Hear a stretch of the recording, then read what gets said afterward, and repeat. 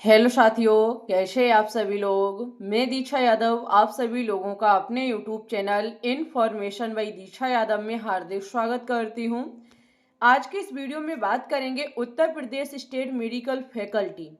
जैसा कि सभी स्टूडेंट्स मेरिट लिस्ट का इंतजार कर रहे हैं, एक वीडियो मैंने इससे पहले बनाई है जिसमें बताया है कि मेरिट लिस्ट कब तक आ जाएगी। कृपया करके उस वीडियो को पूरा देखें, आपके सारे डाउट्स क्लियर हो जाएंगे कि मेरिट लिस्ट क्यों नहीं आ रही है और कब तक आ जाएगी। ओके, यहाँ हम बात करेंगे। चलो भाई ठीक है, मेरिट लिस्ट आएगी, कभी ना कभी तो आएगी ही। ओके, लेकिन मेरिट लिस्ट आने के बाद बारी होगी काउंसलिंग की। तो काउंसलिंग के फर्स्ट राउंड में कौन स्टूडेंट्स भाग ले सकता है और कौन स्टूडेंट्स भाग नहीं ले सकता है, साथ ही में काउंसलिंग कराने के लिए आपसे क्या चार्ज लिया जाएगा, कितनी फीस लगेगी, सारी चीजें इस वीडियो में बताई जाएगी। वीडियो को बिल्कुल भी स्किप मत कीजिएगा, अपने परम मित्रों के साथ शेयर कीजिएगा। ओके, सबसे पहले हम चलेंगे फैकल्टी की वेबसाइट पर। वहां से आपको बताएंगे कि फर्स्ट राउंड काउंसलिंग में कौन भाग ले सकता है। ओके, यहाँ से देखो काउंसलिंग की प्रक्रिया का डाटा दिया गया है। सबसे पहले अगर मैं काउंसलिंग की बात करूं तो काउंसलिंग आपकी 3 चरणों में होगी। ओके, प्रथम, द्वितीय और तृतीय। अगर यहाँ बात की जाए कि इन 3 चक्र होने के बाद सीटें रहती हैं तो इसके लिए एक ऑफलाइन काउंसलिंग और कराई जाएगी। ओके, अगर आपकी सीटें खाली रहती हैं तो। ओके, आगे देखा जाए तो काउंसलिंग के समय पंजीकृत मोबाइल नंबर और ईमेल आईडी को अभ्यर्थी को अपने पास रखना है। देखो, काउंसलिंग के लिए सबसे मेन चीज है ईमेल आईडी, मोबाइल नंबर और आपके आईडी पासवर्ड। ये सारी चीजें आपके पास होनी चाहिए।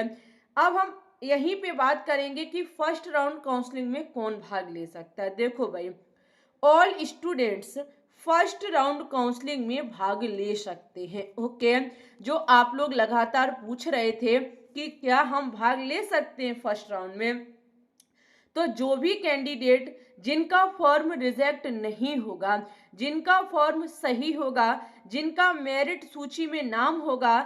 अब मेरिट सूची का नाम का मतलब है कि जब आपका यानी कि आपका रिजल्ट जारी कर दिया जाएगा कि आपके ये परसेंटेज है, ये ओपन रैंक है, ये आपकी कैटेगरी रैंक है। अगर ये सारा डाटा आपका आ रहा है तो आप काउंसलिंग की प्रक्रिया में भाग ले सकते। अगर किसी कारणवश आपका भाई रिजल्ट ही नहीं आया, मेरिट सूची में नाम ही नहीं है, तो इसका मतलब है कि आपका फॉर्म रिजेक्ट हो गया। तो आप जब फॉर्म रिजेक्ट हो जाएगा तो कहाँ से काउंसलिंग करा पाएंगे। ऑल कैंडिडेट्स, ऑल स्टूडेंट्स हमारे काउंसलिंग में भाग ले सकते हैं, लेकिन हर एक स्टूडेंट्स का जो परसेंटेज अगर देखेंगे तो सभी की अलग अलग होगी। अब आपको फर्स्ट राउंड में भाग लेना चाहिए या नहीं लेना चाहिए, ये चीजें हम आपको बताएंगे। लेने के लिए सभी स्टूडेंट्स ले सकते हैं, लेकिन अगर आप लोगे फर्स्ट राउंड में और अगर आपकी रैंक कम हुई तो कोई सीट आपको अलाउड नहीं हो पाएगी। तो इसके चक्कर में मैं आपको समझा दूंगी कि कितने कितने रैंक वालों स्टूडेंट्स को किस वाले काउंसलिंग की प्रक्रिया में भाग लेना चाहिए, किस राउंड में भागीदार बनना चाहिए। ओके, अन्यथा ले सब लेंगे भाग। ओके, तो अपने मन में से डाउट निकाल लें कि हम ले पाएंगे या नहीं ले पाएंगे। ऑल कैंडिडेट्स ले सकते हैं। ओके, तो आगे अब हम बात करेंगे कि काउंसलिंग फीस कितनी लगेगी। देखो डियर स्टूडेंट्स, आप रजिस्ट्रेशन कराएंगे।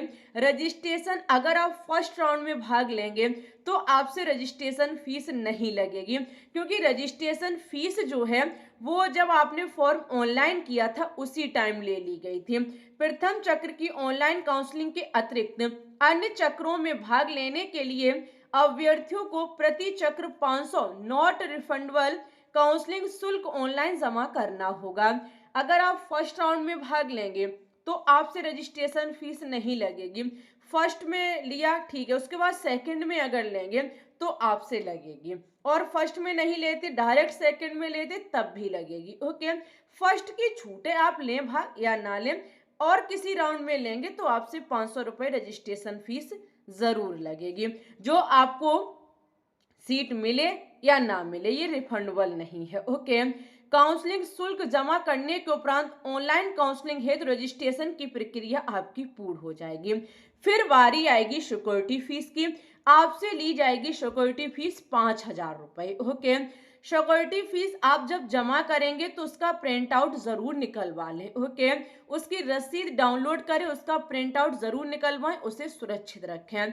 सिक्योरिटी जमा नहीं की जाएगी वह चॉइस फिलिंग हेतु अर्ह नहीं होंगे। अगर सिक्योरिटी फीस नहीं भरेंगे तो आप चॉइस फिलिंग नहीं कर पाएंगे, सीधी सी बात है। ओके, इसके बाद आपको समय सीमा को जो समय दी जाएगी उसमें सिक्योरिटी फीस जमा करनी होगी। ओके, जिन अभ्यर्थियों को सीट आवंटन के पश्चात आवंटित प्रशिक्षण केंद्र में प्रवेश नहीं लिया जाता है तो इस दशा में उनकी जमा की सिक्योरिटी फीस जब्त कर ली जाएगी।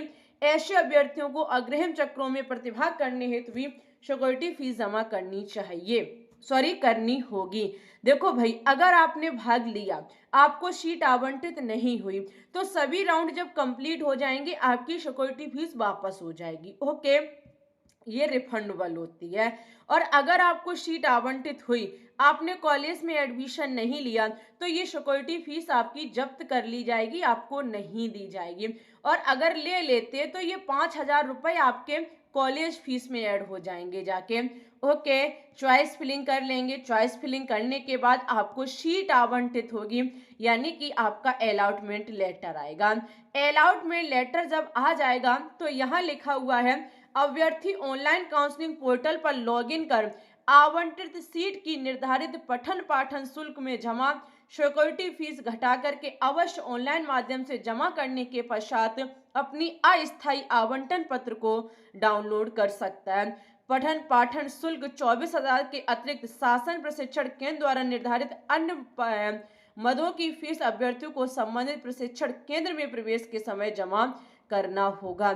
सीट आवंटित हो जाए तो फिर आपको ऑनलाइन 24,000 कटवाने होंगे। 24,000 में आपको 5,000 कम करके यानी कि 19,000 रुपए ऑनलाइन कटवाने होंगे। और अगर किसी कॉलेज में 24,000 से ज्यादा लगते हैं तो जब आप एडमिशन के लिए जाएंगे ना तो वहां से शेष रुपए जमा करना होगा। वैसे एक दो कॉलेज को छोड़ करके सभी कॉलेज की कॉलेज फीस डियर स्टूडेंट्स 43,000 रुपए है। ओके, 43,000 है। सेफई तो मेरे दिमाग में है जो एक कॉलेज है जिसमें 24,000 रुपए है, अन्यथा सभी में आपकी 43,000 रुपए ही है। ओके, 24,000 तो ऑनलाइन काटने होंगे, बचे रुपए जब आप एडमिशन के टाइम जाएंगे तब आपसे मांग लिए जाएंगे। बस इतना सारा आपका रुपए जाएगा। काउंसलिंग समय आपसे 5500 रुपए, 500 registration, 5,000 security fees. Okay, first round में ओनली 5,000। समझ गए, ये थी आपकी काउंसलिंग फीस। आपका डाउट क्लियर हुआ या नहीं हुआ एक बार कमेंट सेक्शन में बताइएगा। साथ ही में वीडियो को लाइक कीजिएगा, शेयर कीजिएगा, चैनल पे न्यू है तो चैनल को सब्सक्राइब कीजिएगा। मिलेंगे आप लोगों से न्यू नोटिफिकेशन के साथ, तब तक के लिए bye bye, take care and all the best.